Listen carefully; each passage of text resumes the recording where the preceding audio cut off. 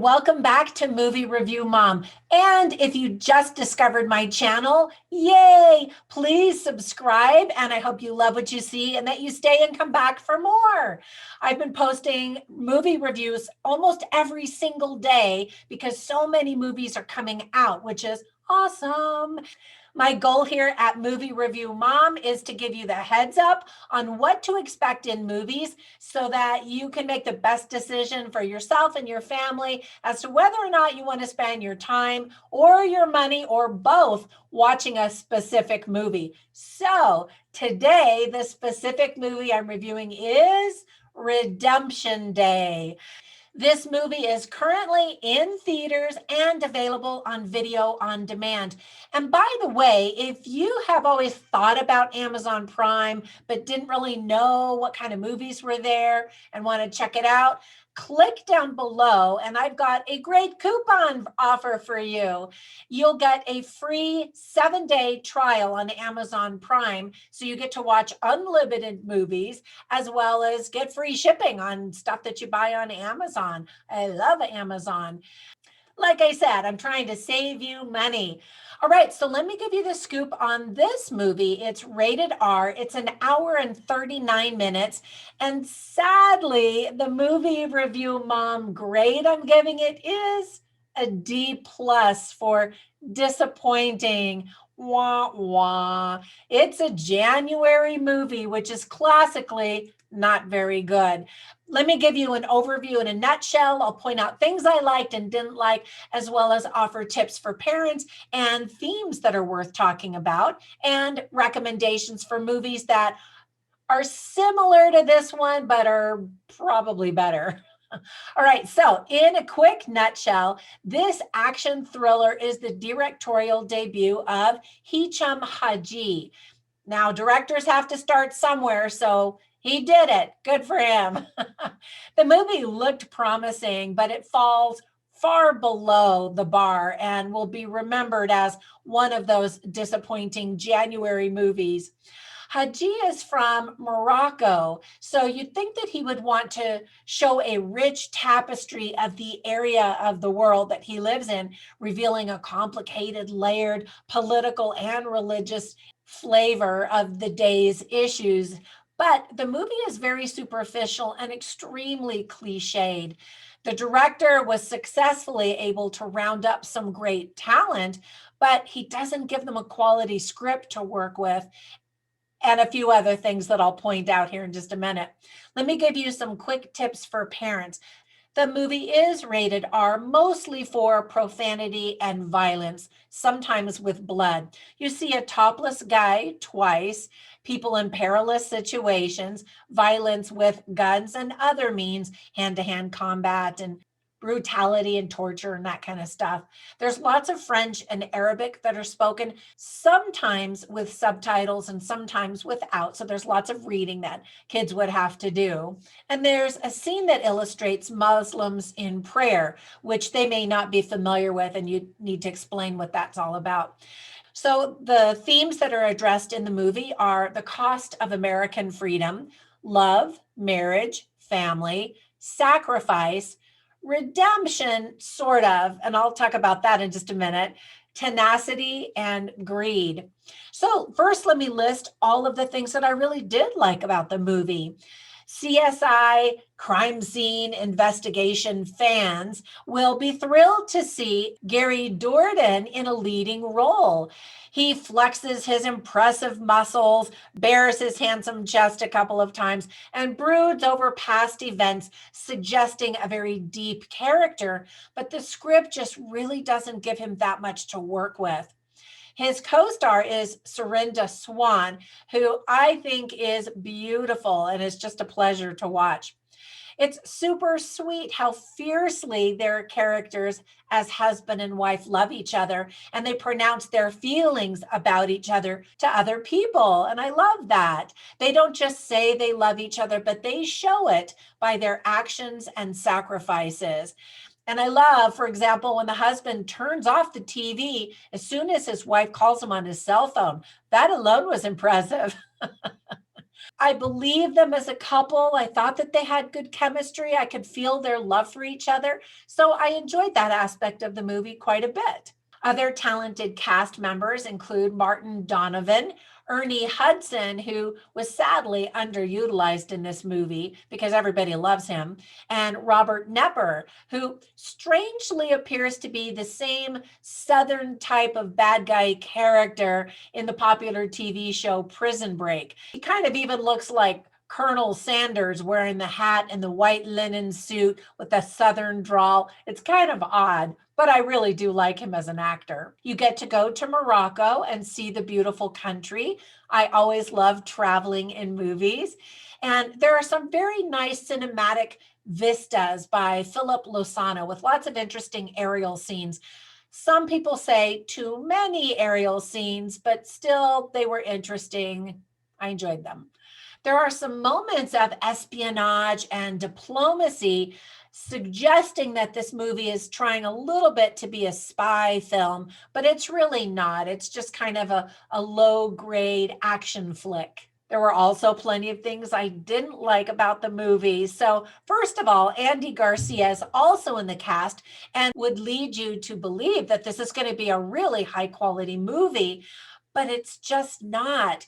I've noticed that Andy Garcia has been showing up in a lot of shoddy films lately and wondered what's up with that. Oh yeah, easy money. There are just some super fake special effects. And the musical score by Sasha Chaban suggests intense drama and action, but what you're seeing on the screen doesn't actually measure up. And then there's this lack of musical score in other scenes that just seems odd. Some of the editing is really bad and very noticeable just from the very beginning of the movie. So as soon as I saw that, I thought, uh-oh, because up until then, I was ready for it to be really good. Some of the acting is just really awful. There's this one scene with a bunch of diplomats sitting around a table where the lines were stiff, the actors were stiff, and it just was laughable and embarrassing. And I felt so bad for the movie. Most of the stunt work is really terrible also. A lot of the action sequences take place at nighttime, making it really difficult to see what's going on. But it kind of reminded me of Wonder Woman 1984, the new one, where she's fighting Cheetah at nighttime. And it's so dark, you're like, wait, what's going on? And it made me wonder, was that intentional? They knew the acting scene was going to be bad, so they made it at nighttime, so maybe people wouldn't notice. That's kind of how I felt during some of these scenes. And then there are some shaky cam action moments, which appeared out of nowhere and didn't really match the film style of the rest of the movie. So it was either just really bad filming or they threw that in because they thought that people liked it. Here's a hint. We don't. It makes me dizzy. It just makes me tune out instantly whenever I see that in movies. Because the movie is entitled Redemption Day, I just naturally assumed that there would be deeper themes about redemption, forgiveness, and even religion, but there weren't. The protagonist hadn't really done anything wrong at the beginning of the movie to seek redemption from anyone other than just naturally regretting some things that had happened during his military days that really weren't his fault. So I was sort of puzzled by the title choice. Speaking of religion, there is a scene where the protagonist joins in on a Muslim prayer session, and it makes you wonder, wait, was he faking it to get in good, or was he actually Muslim? And then that part of the storyline just sort of dropped. I never really did learn the answer to that question. In the very first scene of the movie, the camera follows the protagonists along, making it kind of look like a first shooter video game. And I thought, well, okay, I guess that's the style. I'm fine with that if that's what they're doing. But then the rest of the movie wasn't like that. There was another sequence of action later on that did remind me of another video game my kids used to play called Splinter Cell. So again, I thought, oh, is that what the movie's doing? But it was only for a short action sequence, and then we never saw that style again. So it's kind of like the director wasn't exactly sure what style to make the movie in, and even how to edit the film so that it carried a specific message. The movie ends with a teaser for a sequel, I'm sure because the director was hoping that the movie was going to be really well received. But I'm thinking now most people are not going to want to see more of this unless he's learned from his first experience, which I'm sure he has, and does a better job next time. I'm sure I'll watch it and give him a chance, but I'm just saying it kind of made me laugh at the end, like, yeah, you wish. Biggest problem is that the movie is filled with cliched characters who are paper thin. We've seen this a million times before. The villains are super generic, almost feeling like cartoon characters. The awkward pacing is sort of frustrating for the viewer. The movie ending, of course, is predictable. And then some of the scenes just go on way too long, and others are cut really short, which made me just think that the director had a really hard time saying cut when they were filming and then saying, oh, I don't know, in the editing room about which parts of the movie to keep and which ones to get rid of. Now, it's easy for me to say that because I've never filmed a movie. I readily admit that, but I'm trying to give you all the heads up so you kind of know what to expect. Now, whenever I watch a movie, I'm always writing down the funny lines and the interesting lines, intriguing lines or insightful lines that I want to share with you. And I include them in my written review at moviereviewmom.com. But let me share just a couple of them with you right now. First of all, to further illustrate the fierce passion and love between this married couple, I love the line where Kate Paxton, the character played by Serinda Swan, says, I love my job. I just love you more, when she's contemplating whether or not she should go out of the country and take this big trip, which would be a great boost to her career. Anyway, I just thought that that was really sweet. And another evidence of what married people do who truly love each other, that they're willing to make sacrifices and to do what's best for the marriage itself. And then the husband, played by Gary Dourdan, I love this woman more than anything in this world. I'll do whatever it takes. And I was just like, oh, every woman wants to have a man feel that way about her. So the movie will score big points with wives out there, I think. All right, before we go, let me give you some recommendations to other movies that are sort of similar. The first movies that I thought of were movies like Taken with Liam Neeson, or even Die Hard type of movies with Bruce Willis.